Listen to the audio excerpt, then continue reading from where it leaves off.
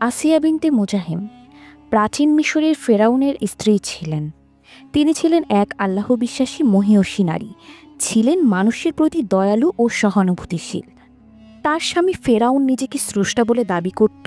সে ছিল অত্যাচারী ও বদমেজাজি বাদশা। অহংকার, দম্ভ ও অহমিকায় পরিপূর্ণ ছিল মসনদ। সেই সময় মানুষকে আল্লাহ বিশ্বাসী ও ফেরাউনের উদ্ধত্ত অত্যাচার থেকে মুক্ত করার ব্রত নিয়ে পৃথিবীতে নবী মুসা আলাহিসাল্লাম আগমন করেন। আল্লাহ মুসা আলাহিসাল্লামকে ফেরাউনের কবল থেকে রক্ষা করেছিলেন। আল্লাহর আদেশে শিশু মুসার মা তাকে বিশেষ ব্যবস্থাপনায় কাঠের সিন্ধুকে ভরে নীল নদীতে ভাসিয়ে দেন। এই সিন্ধু ফেরাউনের স্ত্রী আসিয়ার হস্তগত হয়। শিশু মুসার অপূর্ব সুন্দর চেহারা আসিয়ার মনে দাগ কাটে। মাতৃত্বের আকাঙ্ক্ষা প্রবলভাবে জেগে ওঠে। সে তাকে লালন পালনের দায়িত্বও নেন। পুত্র সন্তান দেখে ফেরাউন চটে যায়, কিন্তু স্ত্রীর ব্যক্তিত্বের কাছে সে হেরে যায়। আসিয়ার কাছে রাজকীয় সুখানন্দে মুসা লালিত পালিত হতে থাকে। আসিয়া লাভ করেন মুসা আলাহিসাল্লামের পালকমাতা হওয়ার গৌরব। আসিয়া ছিলেন ধনী পরিবারের মেয়ে, ভদ্র, শালীন, দয়ালু ও জ্ঞানী। ফেরাউনের স্ত্রী ছিলেন ঠিকই, কিন্তু তিনি ফেরাউনের দুশ্চরিত্রের কোনো স্বভাব তাকে গ্রাস করতে পারেনি। অত্যাচারী ঘরে থেকেও তিনি ছিলেন মানবতাবাদী ও মানুষের হিতৈষী। ছিলেন একজন নবীর পালক মাতা। এসব বিশেষ গুণই তাকে এক আল্লাহ বিশ্বাসী হতে সাহায্য করেছে। তিনি মুসা আলাহিসাল্লামের ধর্ম গ্রহণ করেন, এক আল্লাহের উপর ঈমান আনেন। এদিকে ফেরাউন ছিলেন মুসা আলাহিসাল্লামের পরম শত্রু। নিজের স্ত্রী অন্যের উপাসনা করে এমন খবর জানতে পেরে ফেরাউন স্ত্রী বোঝাতে থাকে, কিন্তু কোনোই লাভ হয় না। নিজের বিশাল সাম্রাজ্য ও প্রজাদের কথা বলেন, কিন্তু আসিয়া সত্য ধর্মের উপর পাহাড়ের মতো অবিচল অটল। ফেরাউন দেখল কাজ হয় না, স্ত্রী ফিরে আসছে না তার দলে। সে বিশেষ লোকদের সঙ্গে পরামর্শ করে আসিয়াকে হত্যার আদেশ দেয়।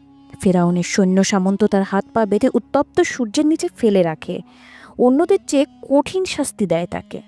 দেহ রক্তাক্ত হয়, ক্ষত বিক্ষত হয় শরীর। তিনি ধৈর্যহারা হননি, ঈমান ছাড়েননি। জীবনের বিনিময়ে ঈমানকে রক্ষা করেন। দুনিয়ায় রাজপ্রাসাদের বিনিময়ে আল্লাহর কাছে প্রার্থনা করে জান্নাতে আল্লাহর পাশে একটি ঘর, আল্লাহর প্রতিবেশী হওয়ার আকুলতা ব্যক্ত করেন। তার প্রার্থনার কথা কোরআনে হয়েছে এভাবে: হে আমার প্রতিপালক, আমার জন্য আপনার কাছে জান্নাতে একটি ঘর নির্মাণ করুন। আমাকে ফেরাউন ও তার দুষ্কর্ম থেকে উদ্ধার করুন। আমাকে মুক্তি দিন অত্যাচারী সম্প্রদায় থেকে। আল্লাহ আসিয়াকে সম্মানিত করেছেন, তার প্রতি খুশি হয়েছেন।